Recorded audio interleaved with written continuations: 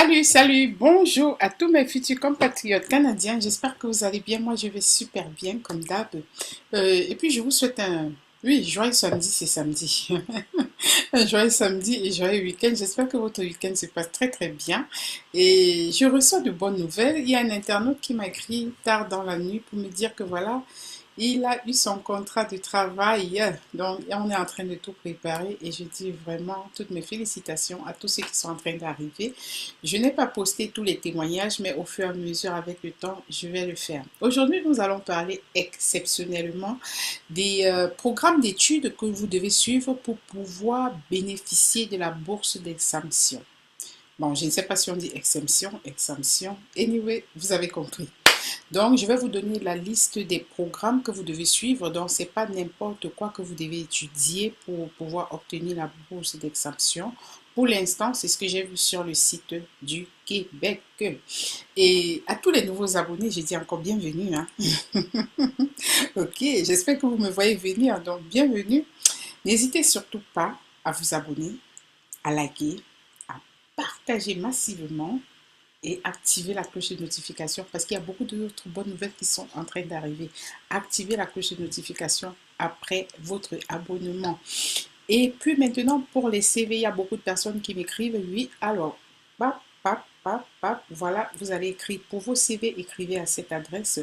Et puis, mon équipe va vous servir, on va vous faire vraiment des CV selon le modèle canadien, les lettres de motivation selon le modèle canadien, parce que si vous n'avez pas un CV selon le modèle canadien, ça va réduire vos chances de trouver un emploi, ok? Parce que beaucoup trouvent, généralement parce qu'ils ont fait de très bons CV, c'est ça. Un bon CV selon le modèle canadien, c'est la clé. Et toute mon équipe et moi, nous sommes là pour ça, pour vous accompagner pour vos CV. Nous sommes là pour vous accompagner dans votre rêve canadien. Le rêve canadien, c'est un rêve réel. Et bon, on y va comme d'hab. Je vais partager mon écran avec vous pour vous montrer comment, qu'est-ce que vous devez étudier en fait pour avoir droit à la bourse. On y va? Donc voilà, exemption des droits de scolarité supplémentaires selon le programme d'études et la région.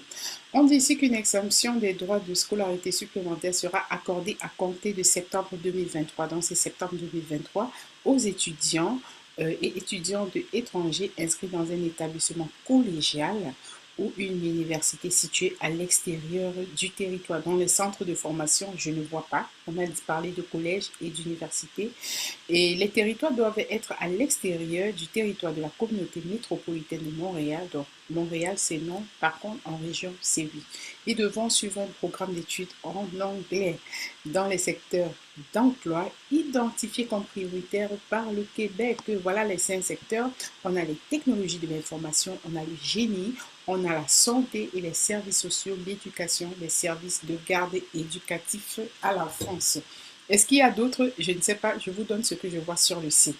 Et ensuite, ils disent que grâce à cette exemption, les étudiants étrangers qui répondront aux critères paieront les mêmes droits de scolarité que les étudiants québécois. C'est pas gratuit, vous payez quelque chose.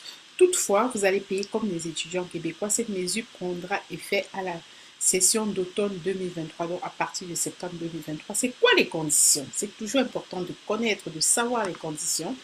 Conditions pour être admissible, vous devez répondre aux conditions suivantes. Être étudiant étranger inscrit dans un établissement d'enseignement. Vous allez me demander, oui, je suppose dans votre pays, hein, parce que vous cherchez à venir. C'est pour ça qu'on vous appelle étudiant étranger. Et puis, bon, internationaux, on va dire ça comme ça.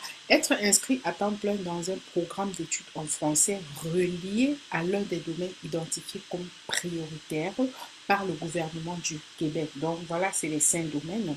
Vos lieux d'apprentissage et de résidence doivent se trouver au Québec.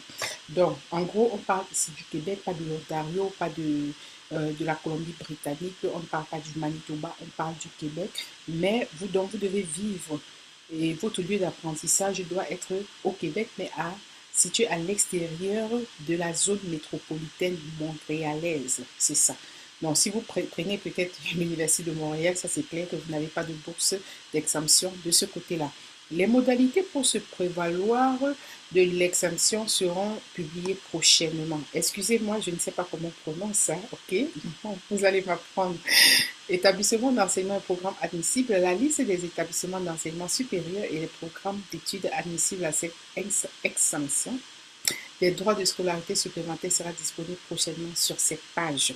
Mais, mais, dans la prochaine vidéo, je vais quand même déjà vous donner la liste des universités ou des collèges qui peuvent vous donner, accorder des bourses d'exemption. Ok. Alors, je vous souhaite un très très bon samedi. À nous revoir dans la prochaine édition. N'hésitez surtout pas à vous abonner, à liker, à partager massivement et parler de la chaîne autour de vous. Il faut agrandir la communauté, ok? Moi, c'est Alice Dikweka dans mon rêve canadien. On se dit à la prochaine. On va parler la prochaine fois des collèges et des universités qui peuvent accorder la bourse d'exemption.